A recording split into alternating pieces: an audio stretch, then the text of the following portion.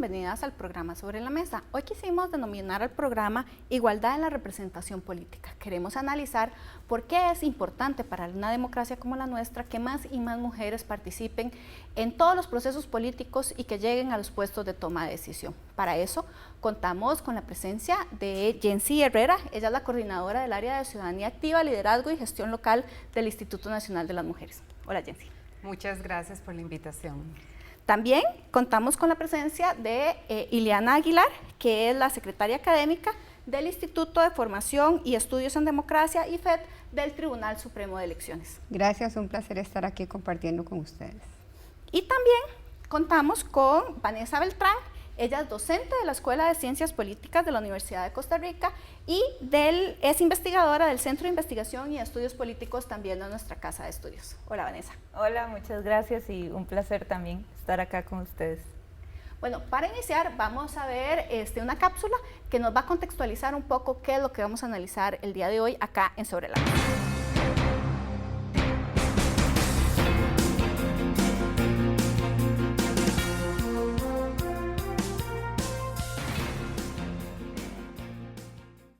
Si las elecciones fueran hoy, las mujeres no ocuparían ningún puesto político de alto rango. Un informe del Tribunal Supremo de Elecciones señala que la representación femenina en la democracia costarricense es cada vez menor.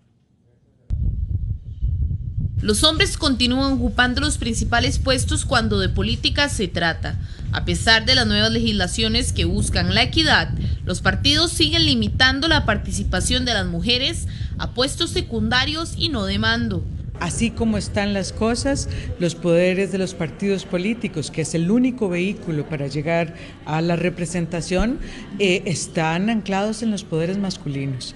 Entre más posibilidades de poder y de designación tenga, menos mujeres hay.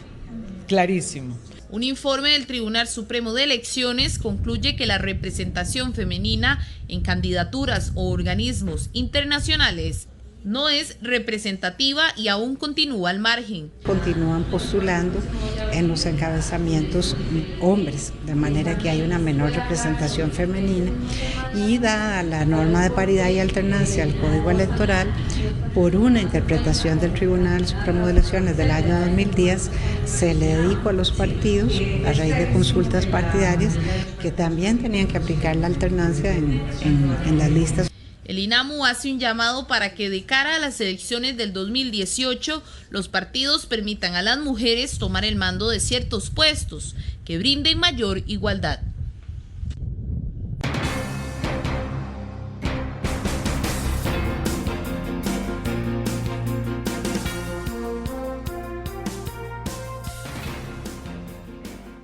Vanessa, tal vez podríamos iniciar un poco contextualizando por qué en los sistemas democráticos es importante la participación política de las mujeres. Bueno, cuando hablamos de democracia y sobre todo cómo está constituida la democracia desde el marco jurídico y normativo nacional, estamos hablando de un principio de igualdad y de un contrato mínimo en el cual se garantizan las condiciones para el desarrollo óptimo de la ciudadanía. Entonces, al hablar de eso también hablamos de un mandato de mayorías que ha perpetuado muchísimas desigualdades y entre ellas la contradicción de por qué siendo nosotras la mitad de la población tenemos subrepresentación en cargos políticos y eso hace que esta democracia nos ponga a trabajar en esa dirección, cómo logramos que ese principio de igualdad que es fundante de la democracia se vea traducido en la práctica política y sobre todo en los cargos de representación. Claro, en esa línea, Jensi, precisamente Vanessa lo que plantea es que sí, tenemos que ponernos a trabajar precisamente para mejorar, digamos, las condiciones de las mujeres. Tengo entendido que ustedes, de hecho, desde el INAMU tienen una alianza de larga data con el tribunal, o sea, ¿cuál es ese convenio de cooperación que se tiene? Claro, bueno, en primer lugar recupero lo que señaló Vanessa. Si se ven los datos históricos, es contundente que entre más alto el puesto, más dificultades para que las mujeres participen. No, las mujeres no son un grupo, somos el 50% de la población. Entonces, en ese sentido, desde el ámbito o desde la posición feminista, ¿de qué democracia estamos hablando?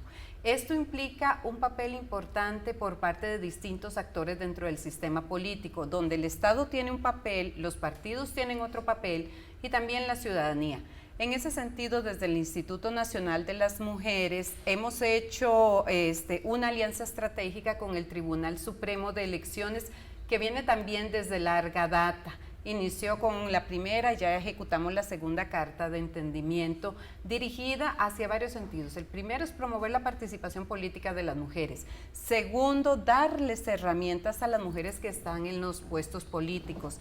Tercero, analizar el tema de cómo operacionalizar el tema de los dineros de capacitación. Y cuarto, hacer este documento conjuntamente sobre balance para tener esa fotografía de cómo estaba la paridad. Ileana, tal vez nos podrías explicar un poco a la luz de qué es que surge, digamos, esta investigación, que es la razón por la cual estamos hoy aquí en Sobre la Mesa. Claro, primero que todo quisiera señalar que en el marco funcional del Tribunal Supremo de Elecciones, a partir del Código Electoral de 2009 se creó el Instituto de Formación y Estudios en Democracia, que es precisamente como la rama académica de formación del tribunal, que nació a partir del convencimiento de que el organismo electoral puede aportar aún más a la ciudadanía en el ámbito de su formación.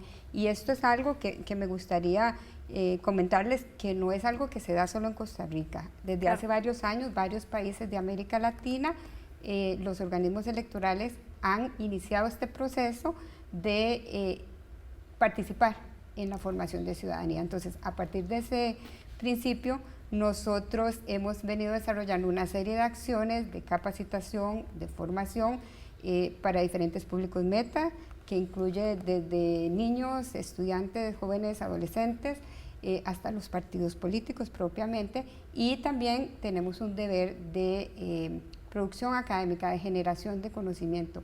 Entonces, en este entendido, pues muy naturalmente empezamos a trabajar con el INAMU en esas áreas, ¿verdad? Particularmente capacitación a partidos políticos, hemos unido esfuerzos, desarrollado proyectos conjuntos, y el proyecto de investigación pues obedece un poco más a esa inquietud académica de saber qué es lo que pasa, por qué tenemos normas y qué pasa con esas normas, y si hay que mejorar a partir de la aplicación de las normas, porque como ustedes habrán escuchado alguna vez, dicen que la legislación electoral es la legislación interminable.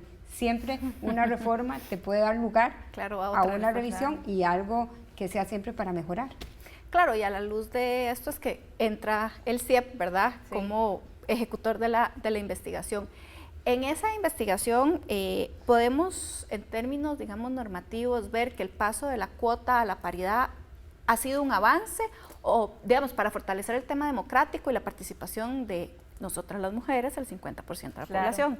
Por supuesto que sí. No cabe duda que el avance en términos de normativa es importante, porque le delimita un poco la cancha, ¿verdad? Y las reglas del juego a los partidos políticos, pero parte de los hallazgos más importantes que devela la investigación es que hay una gran distancia aún entre los avances que se están formando desde la parte de los estatutos y desde el marco normativo en general, y las experiencias que nos reportan las mujeres, claro, que están participando en política, que han ostentado cargos de representación o que ahorita están ostentándolos, no solo en el camino a llegar a ese puesto, sino en la manera en la que tienen que sostenerse. Entonces, esas brechas, esas diferencias son las que planteamos como un reto y en el que hay que trabajar, sin descartar que esos avances en la normativa son sumamente importantes por lo que ya dije anteriormente. Marce, sí. A mí me gustaría acotar un poco a lo que dice Vanessa, en el sentido de que uno de los aspectos más llamativos del estudio es que hay un reconocimiento a la importancia de la norma. O sea, las claro, mujeres te dicen, sin estas leyes, sin estos avances, probablemente no estaríamos donde estamos. Falta, por supuesto que falta, y lo que falta tiene no solo que ver con la norma, sino con un contexto cultural, histórico, patriarcal, de claro, cómo se ha desarrollado no solo nuestra democracia, las democracias en todos los países del mundo, podríamos señalar, porque en la lucha por la participación de las mujeres en los ámbitos políticos es una lucha que se viene dando en todos los países. Claro, esa es una lucha compartida, Claro. ¿verdad? Que entonces ahí no estamos tan en solitud, pero lastimosamente hay algunos avances en algunos países más que en otros, pero seguimos, digamos, más o menos en la misma dinámica. Tal vez en ese sentido, y yo sé que es un poco difícil, Jensi, explicar rápidamente qué es lo que significa paridad, ¿verdad? Porque a veces hablamos de paridad y nos quedamos como, ¿qué es eso, verdad? ¿Qué es lo que significa? Para que las personas que nos están viendo entiendan efectivamente a qué nos estamos refiriendo. Bueno, paridad es un concepto que traslada, ¿verdad? El anhelo de una sociedad donde todas y todos seamos iguales. O sea, paridad es una especie de humanismo, es más que 50 y 50 en espacios ¿cómo se llama?, de puestos, y en espacios también de resultados eficaces. Paridad tiene que ver con la efectiva participación, con la igualdad, pero también tiene que ver con no ser discriminadas por ser mujeres ni por determinada condición específica de las personas. En ese sentido, paridad está también muy vinculado a lo que decían las compañeras, especialmente Vanessa, con el ejercicio de la participación política. Es decir, las mujeres queremos ejercer, pero sin violencia política. Claro. Queremos ejercer con recursos, queremos ejercer con paridad también en los hogares. ¿Esto qué significa? Que el cuidado, que las responsabilidades domésticas están ahí. Por eso paridad es un concepto que es un principio fundamental de una sociedad igualitaria. Claro, es mucho más que lo que dice la norma. Tal vez Ileana nos podría decir qué es lo que dice la norma, que por supuesto es mucho más acotado. En el ámbito electoral, efectivamente la norma lo que dice, está en el artículo 2 del Código Electoral, es que se entiende por paridad, primero, partimos de que es un derecho humano a la participación política de hombres y mujeres por igual, y que significa que los partidos políticos deben considerar en sus órganos internos, en sus delegaciones y en las nóminas o listas que sometan a la consideración de la ciudadanía para ser electos, deben considerar que haya un 50% de hombres y un 50% de mujeres en los que son órganos pares, y cuando no son pares, que la diferencia no sea mayor de uno en uno u otro sexo. Ese es el principio de paridad. Claro. Y el mecanismo de alternancia significa que si encabeza un hombre, sería hombre, alternancia vertical, voy hacia abajo, sí, que también es conocida como cremallera, es si encabeza un hombre debe seguir mujer, hombre, mujer, hombre, o si encabeza mujer sería mujer, hombre y mujer, hombre, y así sucesivamente hasta acabar la lista. Estamos acá en Sobre la Mesa analizando el tema de la igualdad en la representación política, cuáles son los mecanismos que se están aplicando en nuestro país para generar justicia, porque somos el 50% de la población y tenemos derecho a estar en el 50% de los puestos de toma de decisiones. Ya regresamos.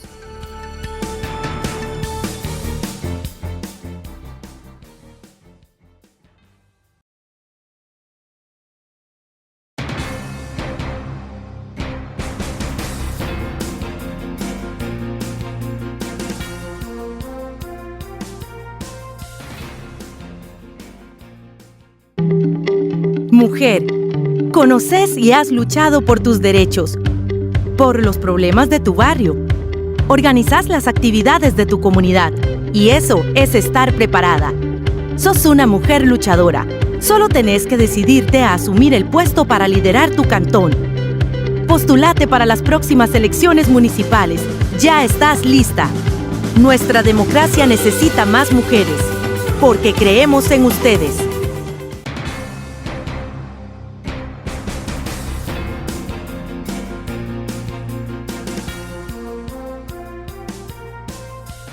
Regresamos a Sobre la Mesa analizando el tema de participación política de las mujeres. En el cierre, precisamente Ileana nos estaba explicando lo que significaba la paridad y la alternancia, pero nos explicaba el sistema vertical. Se planteó una acción de inconstitucionalidad porque, bueno, cuando se hizo la reforma al código, se planteó que no solo debía ser alternancia vertical, sino también horizontal para garantizar efectivamente más mujeres. Eso no se logró en la reforma, pero con la acción, ¿qué fue lo que logramos? Bueno, es que yo recuerdo que las mujeres desde hace muchísimos años venimos anhelando la igualdad efectiva en los puestos de toma de decisiones. Incluso desde las sufragistas ya se demandaba el 50%. Claro. Cuando se habló del proyecto de igualdad social de la mujer, ahí venía también equiparar los puestos. Efectivamente, en el 2009, y gracias también a un grupo de mujeres y a institucionalidad que estaba ahí, se logran las reformas al Código Electoral y se incluye el principio de paridad dentro del Código Electoral. ¿Cuáles fueron los resultados que partieron a partir, digamos, de estas reformas? Fue que incluso disminuye la cantidad de diputadas. ¿Por qué? Porque las mujeres se encabezan, pero lo hacen en aquellas provincias que no tienen posibilidades efectivas de quedar electas, o bien en aquellos partidos políticos que llevaron una sola diputación a la Asamblea Legislativa. Los datos fueron contundentes. Se necesitaban otro tipo de mecanismo que pudiese garantizar no solamente la paridad y la alternancia hacia abajo de la lista o la nómina. Es correcto, el tema de los encabezamientos. Es ahí cuando desde la Asamblea Legislativa se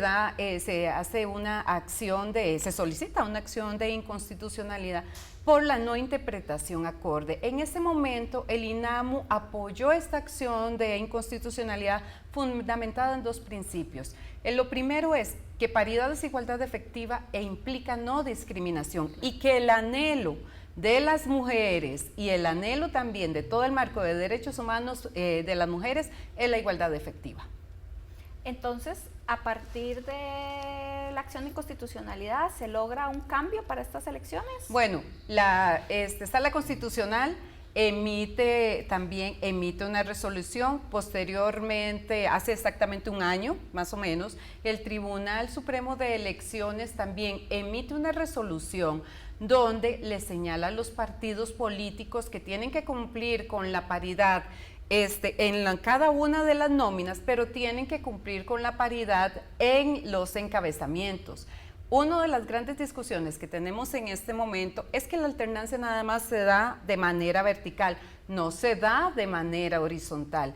Las conversaciones que hemos tenido con muchísimas mujeres es que efectivamente muchos partidos políticos vuelven otra vez a la lógica de darle los espacios a las mujeres en las provincias donde efectivamente no van a tener posibilidades. Sí, donde históricamente no han logrado llevar a alguien a la diputación. O sea, hay que entender que este es el tema de poder. Claro. Hay que entender que históricamente se ha visto que es un tema de hombres. Por lo tanto, la lectura, como lo dice el estudio, siempre va a ser restrictivo a los derechos humanos y políticos de las mujeres. También, Marcela, otro aspecto que es importante destacar aquí y que tiene que ver con los resultados electorales de 2014, donde pasamos a tener de 22 diputadas, pasamos a tener 19, lo que sorprendió, porque era la primera vez que se aplicaba la paridad, es que hay otros elementos del sistema que afectan los resultados electorales. Claro. El multipartidismo. O sea, no es lo mismo 2, 3, 4 partidos postulando candidatos que 16 partidos, 14 partidos postulando candidatos. Eso incide. Entonces, en la medida de que, suponete que tengamos 10 partidos, hipotéticamente, y si los 10 partidos encabezan con mujeres y los 10 partidos tienen un caudal importante de votos, entonces se van disminuyendo las posibilidades para las mujeres.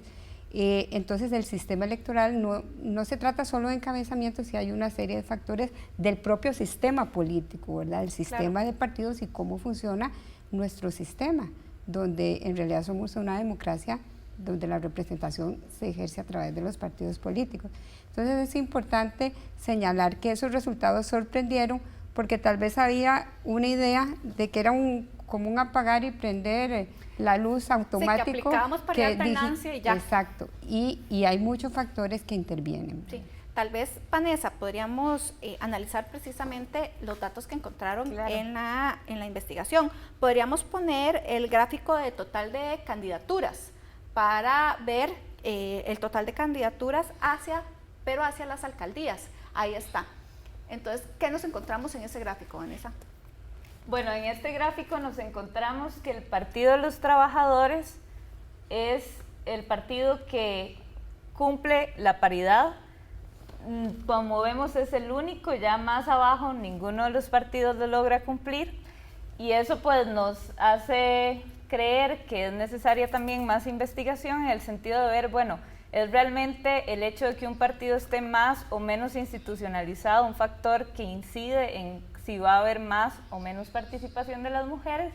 Y que también nos deja ver que los partidos siguen nombrando sistemáticamente hombres al encabezar sus papeles. Sí, tal vez podríamos pedir entonces que nos pongan el siguiente gráfico, que precisamente lo que nos muestra es los encabezamientos, ¿verdad? Para los gobiernos locales, porque entonces nos encontramos con que era lo que estabas diciendo, ¿verdad? Efectivamente encabezan los hombres, ¿verdad? Exactamente, exactamente. De hecho, aquí ya lo vemos, encabezamiento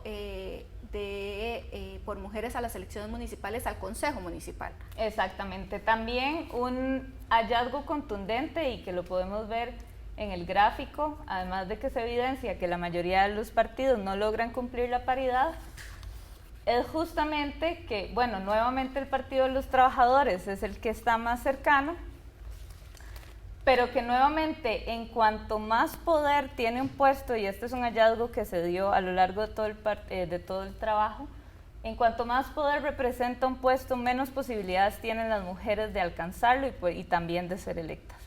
Y eso pues se complementa también estos resultados con todo lo que tiene que ver con el estudio de cómo capacitan los partidos políticos a su militancia y cómo renuevan internamente sus estructuras y cómo aplican estos principios no solo a nivel electoral ya en el momento de las elecciones, sino desde los periodos anteriores y en el proceso de renovación de estructuras.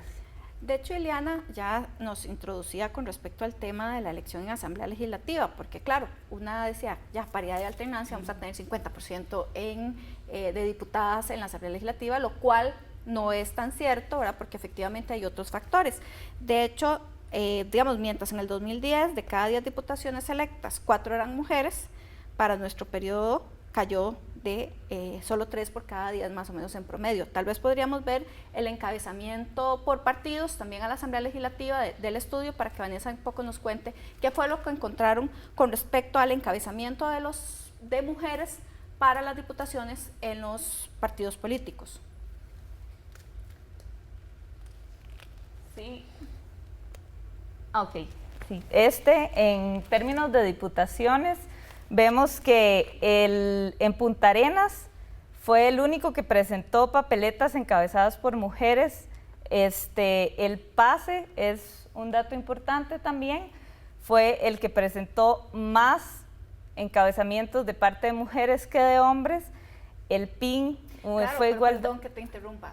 Sí, en el resto, pero en la provincia en la que se sabía que tradicionalmente ha ganado diputaciones, encabezó un hombre. Exacto, o sea, que fue el único electo, además. Es lo importante que hay que analizar, porque a veces el dato nos hace pensar que se logró, pero cuando empezamos a ver en dónde es que se logró y cuáles son las posibilidades efectivas que tiene esa circunscripción, entonces ahí es donde decimos, bueno, hace falta mucho por recorrer, y muchas veces se crea la norma y también se crea el mecanismo para ver cómo nos saltamos y cómo evadimos la norma. Claro, ahí podríamos ver, nada más finalmente, para ver el último gráfico que tenemos, el encabezamiento por provincia, porque yo creo que eso es muy importante, ¿verdad? Porque dependiendo de las provincias puede ser que sea muy alta el encabezamiento en una provincia, pero las posibilidades de acceso de las mujeres es baja, ¿verdad? Que era lo que estabas un poco explicando. Exactamente, y eso se muestra en este gráfico, por ejemplo, el caso de Guanacaste. Es altísima, sí. ¿Verdad? Y en el caso de Heredia, 0%. Es 0%. 0% encabezamiento, claro. Entonces ahí es donde uno dice, bueno, claro, hay un avance, pero en términos, cuando uno ve las cifras, pues es un avance que todavía no es total. Claro.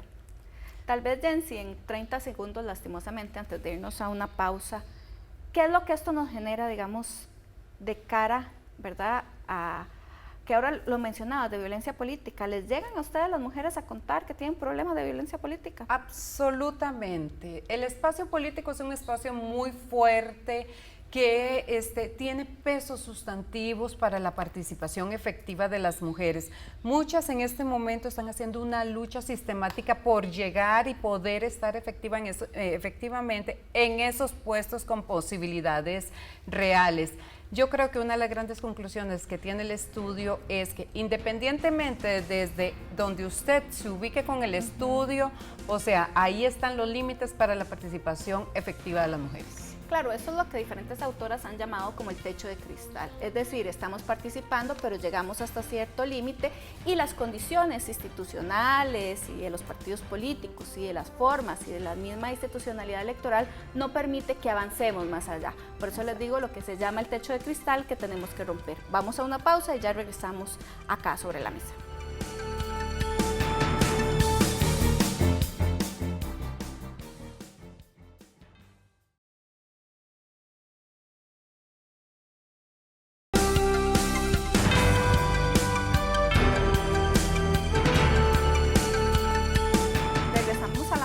Sobre la mesa, voy analizando el tema de igualdad en la representación política.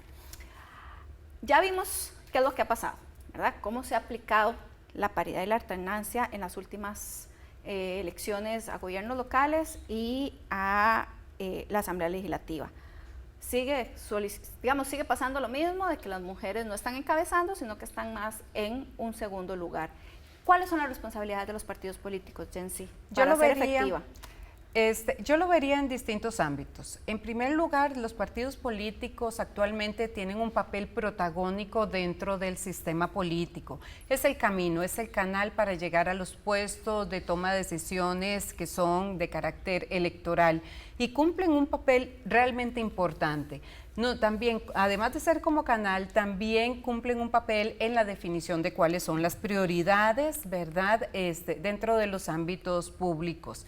En ese sentido, en este momento, desde el Instituto Nacional de las Mujeres, escuchamos a muchísimas mujeres de todas las regiones del país, de todos los partidos políticos, y yo creo que todas son consistentes en que efectivamente ahí están las mujeres. Ellas quieren participar, son mujeres con liderazgos ya muy desarrollados, pero efectivamente el tema de las estructuras, de la escogencia, define esas posibilidades, ¿verdad? De las posibilidades efectivas de las mujeres de participar. El segundo punto que yo agregaría al papel de los partidos políticos es el de la agenda de género. ¿A qué me refiero con agenda de género?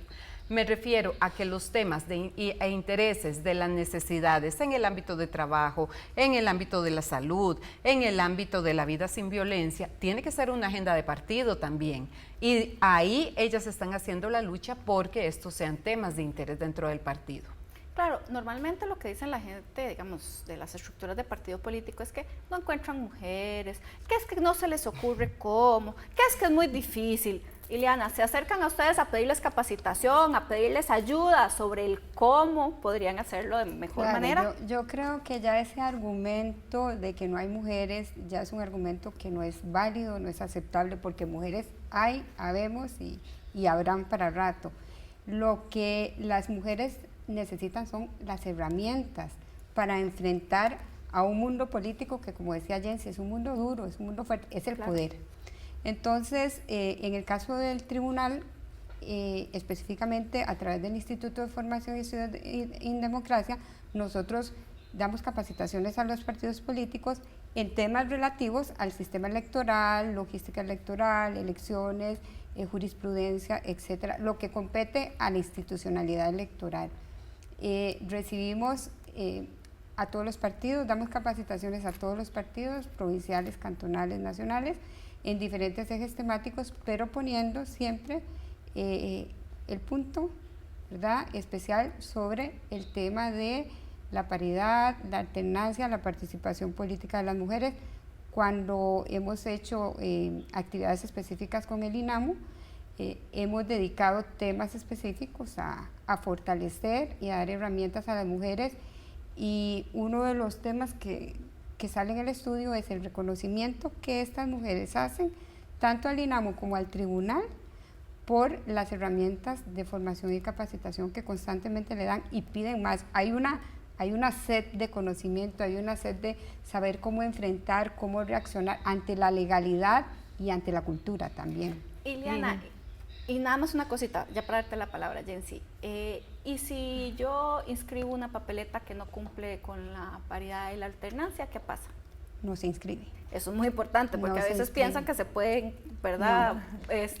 Robar la vuelta, pero bueno, tener claro que si no cumplen, no se inscriben. No, a través de la Dirección General de Registro Electoral y de Financiamiento de Partidos Políticos están los mecanismos y procedimientos establecidos para hacer la revisión correspondiente, y en el caso de lo que ha venido sucediendo, bueno, hasta las últimas elecciones, si no cumplen, no se inscribe. Y ahora con la nueva jurisprudencia del tribunal que hace referencia a la paridad horizontal, claramente la resolución señala que si un partido político no cumple con la paridad horizontal, es la Dirección General del Registro Electoral la que por medio de sorteo hará los acomodos que sean necesarios para asegurar esa paridad.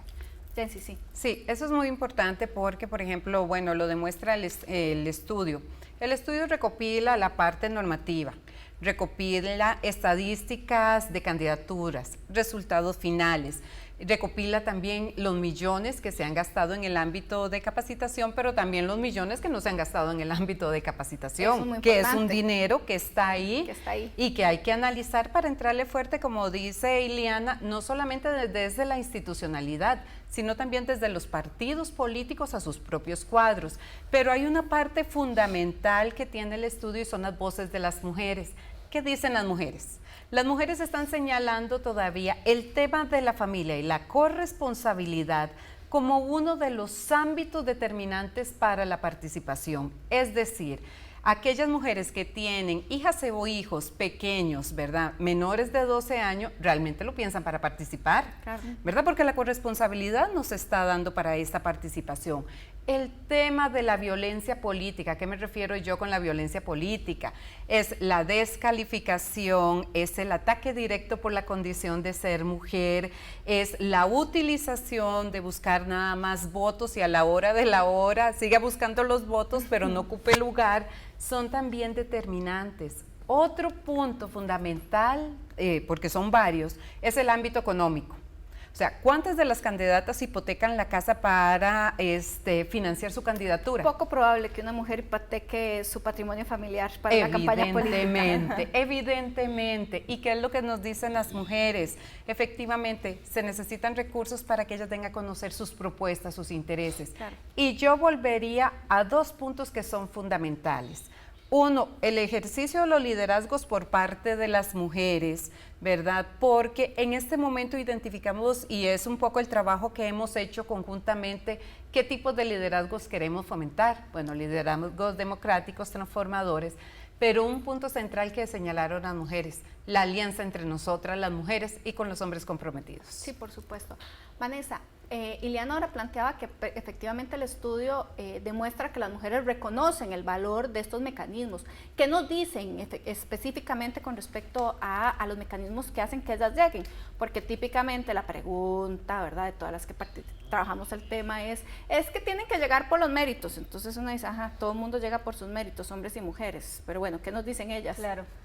A nosotros nos llamó la atención muchísimo la respuesta de las mujeres a esa pregunta, que justamente era una de las que planteamos en las entrevistas, porque pensábamos que lo primero que nos iban a hablar al hablar de capacitación era recurrir a la estructura partidaria como la organización que es desde donde ellas surgen como candidatas, y realmente no fue así. Las primeras organizaciones a las que ellas apelaban en términos de que eran las organizaciones que las impulsaron en su trabajo en política eran justamente el INAMU y el tribunal. Entonces ahí nos surgía la inquietud de decir, bueno, ¿qué es lo que está pasando con los partidos políticos que están obligados por norma a realizar estas capacitaciones y apoyar el tema, todo el tema que tiene que ver con el enfoque de género en este sentido? Entonces, fueron contundentes en que fue el apoyo fundamental en sus carreras políticas, y en muchos casos fueron las instituciones que las apoyaron en momentos en donde ellas decían, ya renuncio, la violencia es terrible, a lo interno de las municipalidades, sobre todo, hay muchísima violencia, muchísimos casos en donde nos dijeron, bueno, me obligaron a renunciar.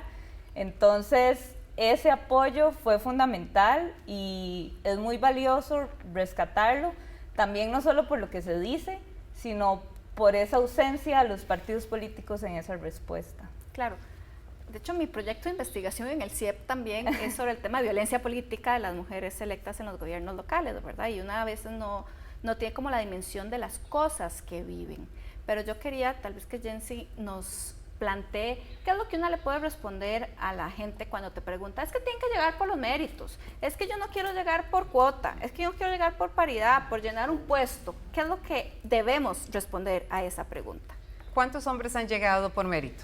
¿Cuántos hombres han llegado, verdad, por capacidades? O sea, hay que tomar la fotografía de espacios de toma de decisiones en distintos momentos e identificar que en el caso de los hombres esos requisitos no son tan tangibles ni tan cuestionados como en el caso de las mujeres, ¿verdad? O sea, puedo señalar aquí una lista, ¿verdad?, de personas que efectivamente serían merecedores de hacer una tesis por la carencia de vínculo con sus comunidades, por las capacidades y demás. En segundo lugar, es interesantísimo porque son las mismas argumentaciones que se han utilizado hace más de 60 años para que las mujeres tengamos el voto, para que las mujeres tengamos acceso a todo.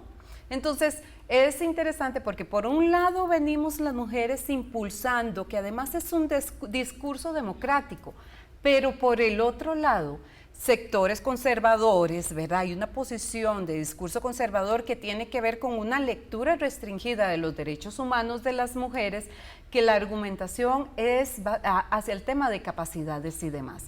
Entonces, eso no se da para las mujeres. Ese tipo de preguntas no se hace para los hombres, perdón. Claro, además es muy interesante porque a veces, de hecho, la gente lo que nos plantea es, ay, pero es que hay mujeres que también están en los puestos y dicen lo mismo, que ellas no llegaron por cuota, que ellas no llegaron por no sé qué. Y bueno, hay que entender que cuerpo de mujer no significa conciencia de género, así que no es solo un trabajo que tenemos que hacer con los hombres, también tenemos que hacer un trabajo de sororidad, como decía Jency, con las otras mujeres y ayudar a las que vienen para que tengan mejores condiciones en la política. Vamos a una pausa y ya regresamos acá en Sobre la Mesa.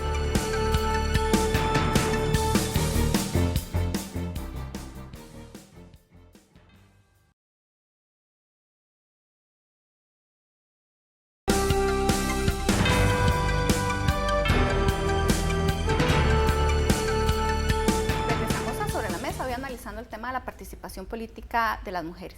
Antes de ir a una pausa, Jency nos estaba planteando un poco cuáles son los elementos, ¿verdad?, que hacen que a las mujeres se les dificulte muchísimo más participar. Ileana, ustedes desde el tribunal, ¿qué han encontrado? ¿Qué es lo que dicen las mujeres que son los principales obstáculos para que ellas ingresen, digamos, de una manera más amplia a la participación política? Bueno, reiteraría un poco lo que dijo Jency, el tema de que se les cuestiona su formación académica, lo que a veces no es cuestionado a compañeros varones de la misma agrupación política, y lo cual a ellas les genera bastante incomodidad, porque ¿cuántos líderes políticos nacionales masculinos han tenido una carrera académica, ¿no? A lo mejor se forjaron en sus comunidades. Entonces ellas nos dicen, si yo me forjo en mi comunidad, si yo organizo el barrio, organizo para que nos pongan un acueducto o para que nos traigan luz, si yo soy lideresa de mi comunidad, ¿por qué tengo que ser cuestionada? Claro. Entonces hay un tema de cuestionamiento que en realidad ellas no lo consideran válido. Por supuesto, retomo que también quieren capacitarse, ellas quieren saber enfrentar la institucionalidad, la legalidad, quieren tener herramientas hasta incluso para manejar su discurso, cómo hablar, cómo prepararse, y también el tema de las situaciones de vida familiar. O sea, por ejemplo, nos dicen, si en un partido político hacen una reunión a las 9 de la noche en un bar, claro, pues yo tengo que dejar a mis hijos para ir a reunirme al bar, tal vez no voy, pero entonces ese no ir significa que a lo mejor se tomaron decisiones de las que yo no tomé parte y a lo mejor no estoy de acuerdo, pero ¿qué le dicen? Bueno, si usted no una fue. vieja vagabunda que anda metida en un bar y deja a sus hijos solos, descuidados. Mala madre, una de las, Vanessa puede ratificarlo, uno Claro. de los argumentos que las mujeres señalaron en las entrevistas es que corren el riesgo de que les digan mala madre por estar metida en política y tener que pedirle tal vez a su esposo o a su madre o a su padre que le cuide un ratito a los chiquitos. Hay una serie de condicionamientos de la vida diaria de las mujeres, de su rol como madre, como esposa, como hija, que condicionan también su participación política y que son a veces injustamente dimensionados y que hace que se les cierren portillos y posibilidades. ¿Y tiene costos distintos estar para las mujeres en política que los costos que asumen los hombres, o eso no tiene todavía, no tenemos como una idea? Yo creo, puedo hablar por lo que ellas manifiestan, yo Claro. creo que ellas sienten que tienen costos diferentes, incluso algunas claramente dijeron que a veces sus matrimonios, sus uniones se han tambaleado o incluso han terminado por tener un interés en participar en este tipo de actividad político-partidista. Tal vez antes de entrar en materia ya directamente sobre la que las mujeres nos decían, hablaba de capacitación. Yo puedo, como mujer, solicitar qué tipo de capacitación al IFET o cuáles son, digamos, los mecanismos para que también las mujeres accedan a los recursos del IFET. Nosotros, Marcela, tenemos, digamos, un sistema ya de contacto con todos los partidos políticos. Entonces, la persona encargada del área de partidos políticos, doña Jennifer Gutiérrez, ella ya tiene, digamos, el contacto establecido y de acuerdo al eje temático se convoca. Quiero decirte con eso que si la capacitación va a ser sobre financiamiento y el convocado o convocada es tesorero o tesorera, pues van a un público meta. Hemos tenido varias reuniones con mujeres que nos han pedido ya algo más específico. Estamos en un proyecto, tratando de montar un proyecto para desarrollar una capacitación específica para mujeres, pero en este momento las capacitaciones que da el tribunal son para los partidos en general y de acuerdo al eje temático el partido designa quién va o quién no va de acuerdo a la función que cumple en el partido. Claro, pero también hay investigaciones y Claro. que se pueden acceder a la página. Las investigaciones, como por ejemplo esta, están disponibles no solo en la página web del tribunal, sino también en la página web del INAMU y tenemos diferentes fascículos formativos sobre género, sobre participación política, sobre ciudadanía, sobre incidencia, que están también disponibles para el que quiera acceder. Vanessa, ¿qué nos dijeron las mujeres? ¿Cuáles son sus obstáculos desde sus palabras? Bueno, los obstáculos de las mujeres nunca acaban, porque justamente uno de los resultados a los que llegábamos es la lucha no termina una vez que ocupan el cargo y una vez que lograron ser electas. Ahí la lucha se transforma en otra, que es lidiar con su cotidianidad, no solo en sus trabajos, sino también en sus casas. O sea, realmente las limitantes a las que ellas se enfrentan no solo vienen del sistema y de la estructura, sino de toda la carga histórica y social que contiene el hecho de ser mujer, de ser mamá, de que muchas son profesionales, llegan de sus casas de trabajar, son amas de casa, mantienen sus familias, muchas son jefas de hogar y que al interesarse en política pues llegan a romper muchísimos esquemas y asumen un costo que en muchos casos tiene que ver con la finalización de relaciones de pareja, con rompimientos familiares. Bueno, una de las personas entrevistadas nos decía, a las mujeres se nos exige todo el tiempo tener que estar demostrando que sabemos, se nos exige siempre ser las personas que estamos mejor capacitadas con los mejores títulos, cuando realmente a los hombres no, los hombres simplemente existen y tienen sus cargos, pero nosotros tenemos que estar capacitándonos el triple para demostrar que merecemos estar en donde estamos. Quizás, Marcela, yo ahí sí recupero la frase de una señora exdiputada. Ella decía, yo no solamente anhelo llegar hoy en la noche a besar a mis hijos. Claro. Yo anhelo a que los señores diputados lleguen en la noche también a besar a sus hijos. Claro. O sea, por eso vuelvo al concepto de paridad. Paridad no solamente 50-50, implica un cambio social de mentalidad y es un tema de igualdad efectiva, ¿verdad? Hay una consigna feminista que yo siempre utilizo y que a la gente le parece tal vez un poco fuerte, pero se dice que las mujeres buenas van al cielo y el resto vamos a todas partes. Y que eso aplica mucho en el tema de política, ¿verdad? Porque ¿qué es lo que significa ser una mujer buena? Bueno, la que no puede ir al bar, es la que tiene que estar dedicada a sus hijos e hijas, es la que tiene que estar en esa lógica, digamos, patriarcal, en la cual tiene un puesto. Y el ejercicio del poder no es eso, ¿verdad? El ejercicio del poder es mal visto para las mujeres. Entonces, por eso yo siempre insisto, ¿verdad? Las mujeres buenas van al cielo, pero el resto vamos a todas partes, y las mujeres que queremos estar en política tenemos que ir a todas partes. Claro. Con el estudio, ¿qué lecciones aprendidas logramos encontrar? O sea, ¿qué se puede hacer para mejorar? Bueno, creemos que hay que redirigir el foco a los partidos políticos, en términos de sus prácticas, en términos de la formación de sus estructuras internas, en términos de la utilización en los gastos de capacitación, y fortalecer a través de las instituciones como el INAMU, como el tribunal, esos liderazgos políticos, que es en donde surgen las figuras de las mujeres como grandes lideresas, y que tenemos que fortalecer, porque a nivel interno de los partidos ahorita es poco lo que se está haciendo. Jensi, en el INAMU, las mujeres que quieren ostentar cargos o que ya están ostentando cargos de representación política, ¿a qué pueden, digamos, acceder? ¿Capacitación, recursos, claro, qué tipo de cosas? Bueno, nosotras tenemos un centro de formación política. En este momento no solamente está trabajando con candidatas o mujeres que están aspirando a una candidatura para los puestos de elección como diputadas, sino que venimos con organizaciones sociales, con mujeres de base. También tenemos otro trabajo muy grande con las actuales mujeres que están como regidoras y demás, ¿verdad? Para que ellas también generen las alianzas que necesitamos las mujeres, llevemos una agenda de género a los puestos de toma de decisión, y eso es muy importante. Efectivamente, hemos hecho alianzas estratégicas. Yo creo que de cara a las elecciones 2018, el tema de las alianzas es importante. El tema también de generar los cambios resulta importante. Así que nos pueden contactar para escuchar sobre la oferta formativa que tiene el Instituto Nacional de las Mujeres.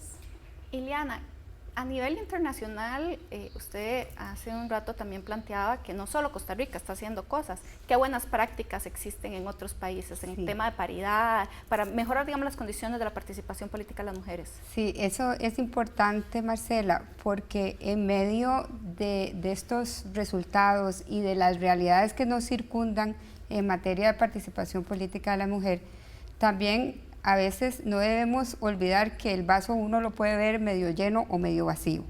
Claro. Y nosotros somos de los pocos países que tienen paridad. En este momento tienen paridad Bolivia, Nicaragua, Ecuador, México y Costa Rica. Estoy hablando solo de América Latina, ¿verdad? Claro. De 18 países tiene 5. Se ha ido avanzando, todos han empezado por las cuotas como un mecanismo de discriminación positiva que fuera dando mayores posibilidades a las mujeres hasta llegar a la paridad. Nosotros tenemos la paridad, falta que recorrer, se han ido revisando, el Tribunal Supremo de Elecciones revisó su propia jurisprudencia para adaptarla a las realidades de los resultados electorales que tuvimos. Entonces yo creo que es una lucha, como lo dije antes, de todos los países, de todas las mujeres. Es una lucha que se da día a día y se da por aproximaciones sucesivas. A veces no podemos lograrlo todo de un pronto a otro, pero vamos dando los pasos necesarios, y creo que eso es importante también reconocerlo. Falta mucho.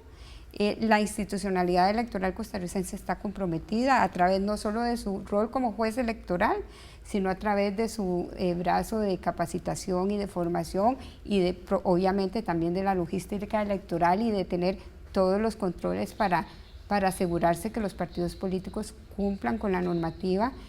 Pero, reitero, es algo que es universal, diría yo, ¿verdad? La lucha de las mujeres desde todos los aspectos, y de hecho las convenciones interamericanas, hay pactos, hay documentos que motivan y que los países han firmado para fortalecer las medidas que permitan avanzar a las mujeres en el ámbito de la participación política. Vanessa, ¿qué le podríamos decir a una mujer que en este momento está luchando en su partido político para estar como candidata a algún puesto de elección? Creo que lo principal es que se alíe con otras mujeres. La lucha de las mujeres tiene que ser sobre todo en colectivo, y en cuanto más fuerte sea ese colectivo, en cuanto más fuertes sean estas alianzas, la capacidad de llegar a esos puestos es mayor, y la manera en la que ellos y ellas gesten estas relaciones y estas alianzas pues va a influir muchísimo en su posibilidad de hacer su carrera profesional y política. Jency, ¿qué le diríamos a una mujer en esas condiciones? Que siga para adelante, que haga alianzas, pero también al partido que reconozca las capacidades y las fortalezas de todos esos cuadros de copartidarias que tienen a lo interno, y que les den el lugar que ellas por derecho merecen, ¿verdad? Ileana. Que las normas electorales también están ahí para ser cumplidas, y que ellas tienen también las herramientas para hacerlas valer cuando sientan que sus derechos políticos están siendo lesionados, y para eso estamos también. Muchísimas gracias, Vanessa, Ileana y Jency, por estar aquí hoy en Sobre la Mesa. Tener claro que si queremos tener una mejor democracia, que si queremos fortalecer nuestra democracia, tenemos que seguir luchando para que más y más mujeres no solo lleguen a los puestos de elección popular, a que lleguen a todos los puestos de toma de decisiones en este país, porque es lo que necesitamos, además es lo que tenemos el derecho como ciudadanas. Así que decirles que no están solas, ¿verdad? Que hay una institucionalidad que está con ustedes, y que además hay otras mujeres que también están en las mismas situaciones. Así que pues seguiremos analizando este tema, veremos qué es lo que pasa en estas elecciones. Nada más invitarles a al próximo Sobre la Mesa, porque la próxima semana vamos a tener al presidente de la República, a don Luis Guillermo Solís, analizando lo que va a ser el informe de este 2 de mayo. Así que muchísimas gracias y les esperamos la próxima semana.